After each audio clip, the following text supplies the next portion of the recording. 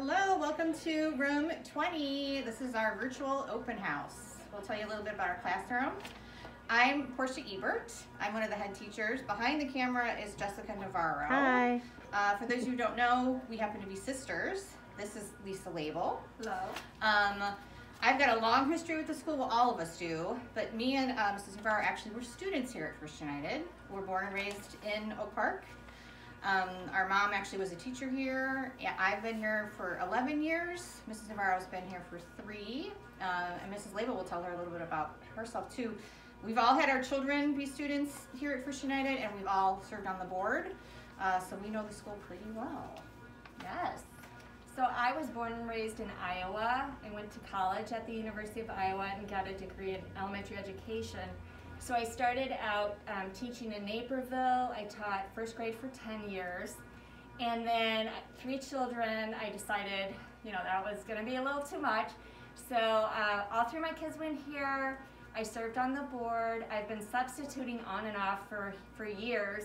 And for the last 3 years, I've been teaching. So we love the school, and I'm happy to be a part of it. Yeah, another fun fact, I'm a Hawkeye too, and Mrs. Navarro is a huge Hawkeye fan, so we really like Iowa. Let's see. First, I think we'll tell you about our schedule. You know that we're going to be meeting you down at the chapel door. We'll bring the children up. First thing they do is they're going to hang up their backpacks in their little lockers, coats too, one that it's time for coats. Then they're going to come in. First thing is wash their hands. We will have sign-in sheets sitting on one of the tables. We'll have their name in a little rectangle, and they're going to sign in, write their name. That's kind of how we take attendance. It also gives them practice writing their name. If they don't know how to write their name, don't worry. I guarantee by the end of the school year, they all will know how to write their names. Then we have our first little playtime when they're allowed to go around the classroom and decide what activity they want to do. Then we have a cleanup, which is when, and after cleanup time, we will gather on the rug. Each child has a circle with a number on it, and they'll have a number assigned to them. They'll sit on their circle. We can rearrange the circles in different configurations depending on the chemistry of the classroom. During group time is when we read our stories, we have discussions, we do a lot of graphing, we'll have calendar, that's when we do games, and sing a lot of songs. After group time is when we head outside or in the gym if the weather's bad. After their gross motor time, come back in, we do bathroom, hand washing, back to the classroom, and that's when we get to have snack. Which is a nice time because we actually get to see your kids' faces, for at least for a few minutes. We'll spread everybody out, be as safe as we can. They get water, milk, some crackers, some snack like that, and then we'll have fruit a couple times a week. After that is our long playtime, which is like the heart of the program. So we do art projects, we do science projects. This is when they really get to benefit from being able to play and learn because they have choices. They get to choose where they want to play, who they want to play with. And we really try to encourage that independence. After they're done playing, we clean up again. We usually gather them for a short group time, maybe a story. Then they're going to load their backpacks. They go get them, bring them in, take everything from their tub, put it in there. It takes a while, especially at the beginning when they're first learning. And then we'll walk them down and dismiss them from the same spot. So some of the goals here in our classroom, short term, it's learning names, making friends, learn the routines, learn the rules, the expectations, how to behave in certain situations, like how to wait to wash your hands, wait to play with a toy, walk in a line through the hallway, that sort of thing. The long-term goals, number 1 would be to develop their social emotional skills. This is the window when you really want to learn things like cooperation, patience, empathy, compassion. It's really hard to teach those things later in life. The academic stuff, definitely you can teach when they're older, but right now we really want to concentrate on social and emotional.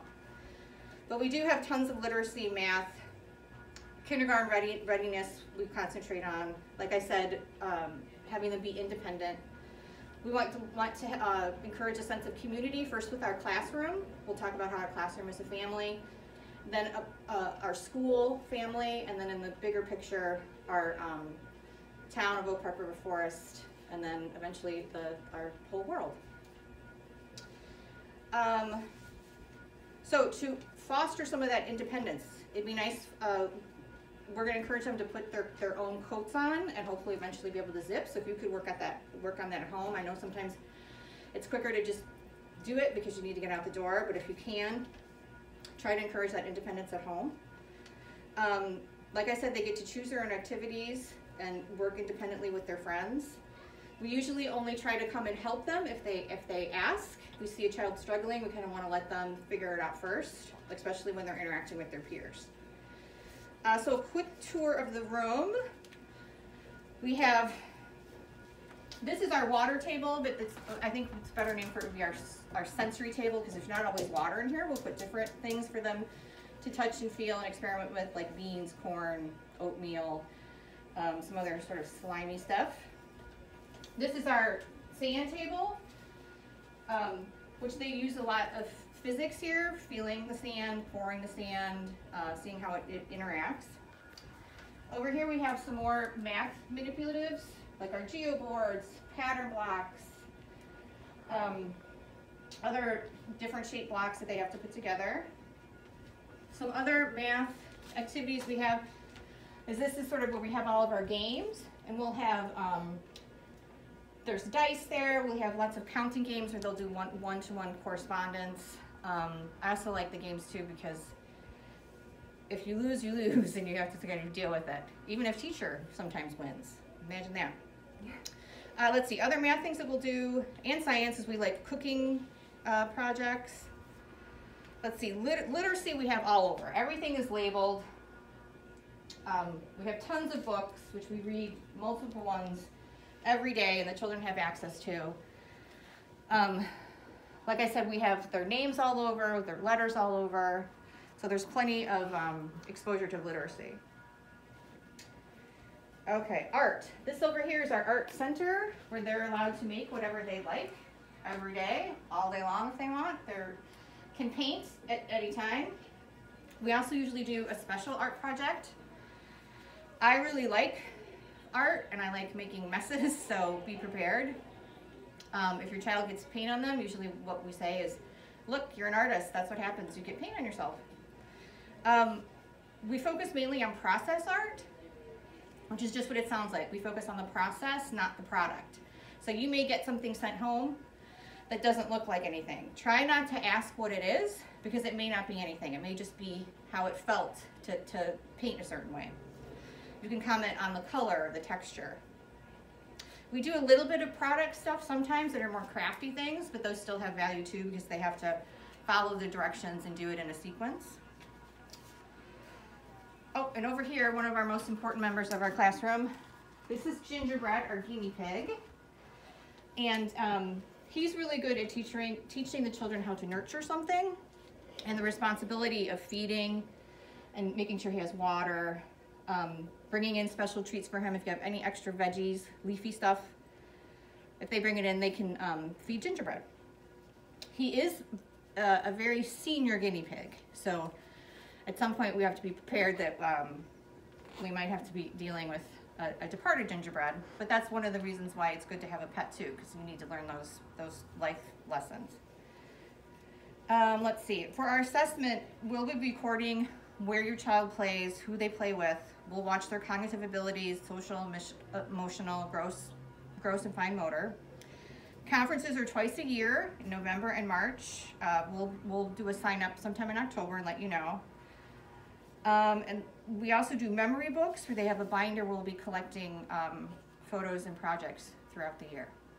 And then all I have is, or all Lisa has, is a few more parent reminders, and then we'll be all done. There you are. Okay, so as Miss Ebert told you, each child should bring a backpack every day, and in the backpack you can send communication. We'll be looking at it, and we'd like you to look in the backpack every day and remove notes and artwork, so they're not coming back to school. If there's something really important that we need to see, maybe attach a note on the outside so that we do check that backpack right away. Also, we want to make sure the kids are wearing shoes that are appropriate for playing in. So the rubber-soled shoes are the best for indoor and outdoor play. We really don't want the kids wearing sandals. There's not really enough support and they're not super safe. And Crocs obviously are not a good shoe to play in either. Play clothes, don't send your child in their, best dress or pants, because we do paint, we do a lot of different artwork in here, and most of the paint is washable, but not all of it. So we can't promise that the clothes will come home perfect. The bathroom, if you could please make sure your child goes to the bathroom before they come to school, so we can kind of start the day right away learning and not making a bunch of trips to the bathroom. That's always helpful. The drop-off pickup, remember, is going to be at the chapel door. You have to park your car, walk over with a mask on. Please do all the COVID checks at home before you come, so that we're not bringing sick children to school. Also, the lunch bunch kids, we walk down to the classroom that they have lunch bunch, and then I believe they will be picked up at the front steps of the church. Let's see. Oh, if you come late and everybody's already in, you'll have to park, walk your child up to the front of the church, ring the doorbell, and someone will come down. Birthday treats, currently we have 17 children and 3 adults. You can send a simple treat. Please don't send like large cupcakes. They're messy, they're too big, too much sugar for the children to handle. Let's see, and in May we will celebrate the birthdays of the summer kids. We'll let you know what day that is. We will be doing fruit, and there'll be a note coming home about that. Let's see, so if your child's sick in any way, please call the office and don't send your child to school. Communication, we prefer that you email us. And we'll be sending a packet home soon with all this information and more. One more thing about the memory books, we are asking for $15. That'll just cover the cost of the books and other materials and the photographs that we're going to put in there. We're looking forward to a great school year. It's a great group of kids. And I guess that's it. That's it. Welcome to Room 20.